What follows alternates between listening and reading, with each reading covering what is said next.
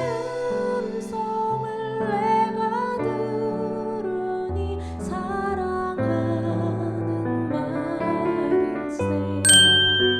그리스도께서 죽은 자 가운데서 다시 살아나셨다 전파되었거늘 너희 중에서 어떤 사람들은 어찌하여 죽은 자 가운데서 부활이 없다 하느냐. 만일 죽은 자의 부활이 없으면 그리스도도 다시 살아나지 못하셨으리라. 그리스도께서 만일 다시 살아나지 못하셨으면 우리가 전파하는 것도 헛것이요 또 너희 믿음도 헛것이며 또 우리가 하나님의 거짓 증인으로 발견되리니 우리가 하나님이 그리스도를 다시 살리셨다고 증언하였습니다. 만일 죽은 자가 다시 살아나는 일이 없으면 하나님이 그리스도를 다시 살리지 아니하셨으리라. 만일 죽은 자가 다시 살아나는 일이 없으면 그리스도도 다시 살아나신 일이 없었을 터이요 그리스도께서 다시 살아나신 일이 없으면 너희의 믿음도 헛되고 너희가 여전히 죄 가운데 있을 것이요 또한 그리스도 안에서 잠자는 자도 망하였으리니 만일 그리스도 안에서 우리가 바라는 것이 다만 이 세상의 삶뿐이면 모든 사람 가운데 우리가 더욱 불쌍한 자이리라. 안녕하세요. 키티 나누는 목사 안상혁입니다. 오늘도 주님 은혜 안에서 좋은 하루입니다. 오늘은 고린도전서 15장 12절에서 19절을 통하여서 부활이 없다면 이라는 제목으로 은혜를 나누겠습니다. 부활.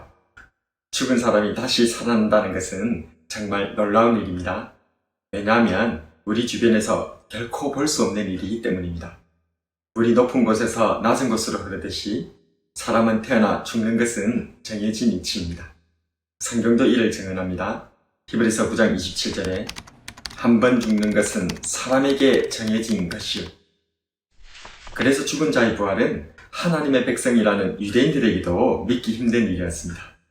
예수님 당시의 유대인 종교 지도자들의 주류 세력들은 사두개인이었습니다. 이들은 대부분 제사장들이었는데 모세오경만을 성경으로 인정하고 있었습니다. 사두개인들은 부활을 믿지 않았습니다. 그래서 하루는 부활을 말하는 예수님께 도전장을 내밀었습니다. 마가복음 12장 19절에서 27절에 부활이 없다는 사두개인들이 예수께 와서 물어 이르되 선생님이여, 모세가 우리에게 써주기를 어떤 사람의 형이 자식이 없이 아내를 두고 죽으면 그 동생이 그 아내를 취하여 형을 위하여 상속자를 세울지니라 하였나이다.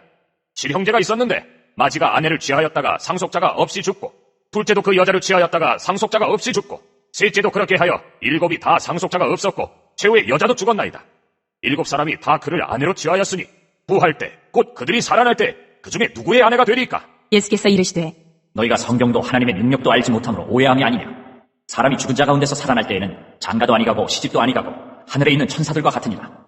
죽은 자가 살아난다는 것을 말할진대 너희가 모세의 책 중 가시나무 떨기에 관한 글에 하나님께서 모세에게 이르시되 나는 아브라함의 하나님이요 이삭의 하나님이요 야곱의 하나님이로라 하신 말씀을 읽어보지 못하였느냐. 하나님은 죽은 자의 하나님이 아니요 산 자의 하나님이시라. 너희가 크게 오해하였도다 하시니라. 부활이 없다는 사두개인들에 대해 주님께서는 두 가지로 설명해 주셨습니다. 첫 번째로 부활하면 이 땅의 육신적인 일들에 매이지 않고 천사들과 같이 된다는 것. 두 번째로 우리가 보기에 아브라함과 이삭과 야곱이 죽은 사람이지만 하나님 앞에서는 부활해서 살아있다는 것.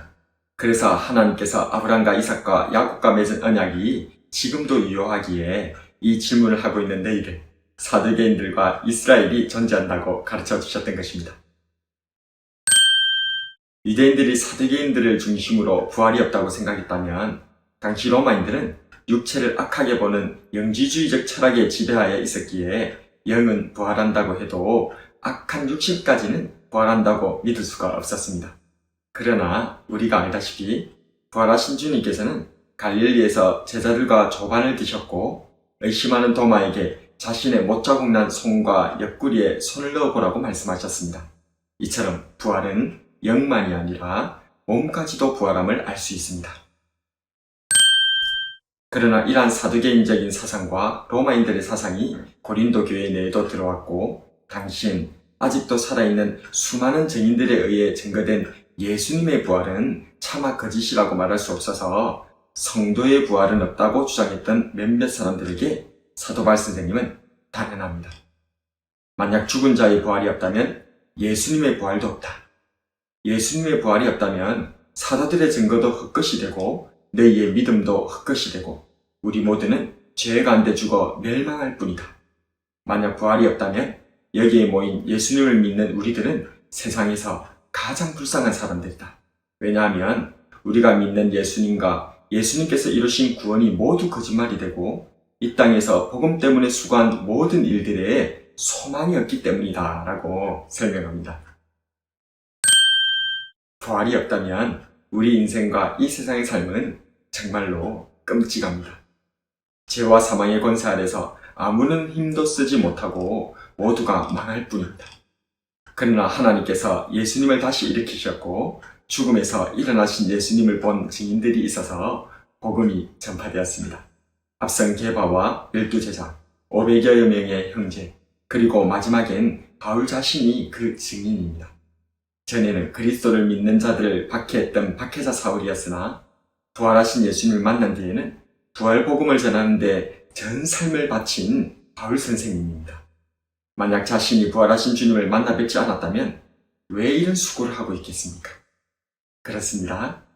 부활이 없다는 몇몇 고린도 교인들에 대한 사도 바울 선생님의 최고의 반박 증명은 핍박자에서 전도자가 된 바로 자신이며 예수님의 부활로 여기에 모인 우리 모두가 부활의 증인이라는 것입니다.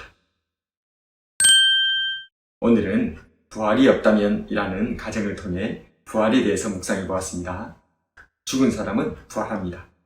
예수님께서 부활하셨기 때문입니다. 예수님의 부활은 성경의 예언이며 수많은 증인들과 문헌들이 증가하는 사실입니다. 예수님께서 부활하셨기에 우리의 죄는 용서받았으며 예수님께서 부활하셨기에 우리도 천국으로 부활하게 됩니다. 부활이 있어서 정말 다행입니다. 부활이 있기에 소망이 있기 때문입니다. 우리 앞서 죽음을 이기시고 부활하신 주님을 바라보며 주님 따라 부활할 소망을 가지고 살아가는 저와 여러분이 되길 주님의 이름으로 축복합니다.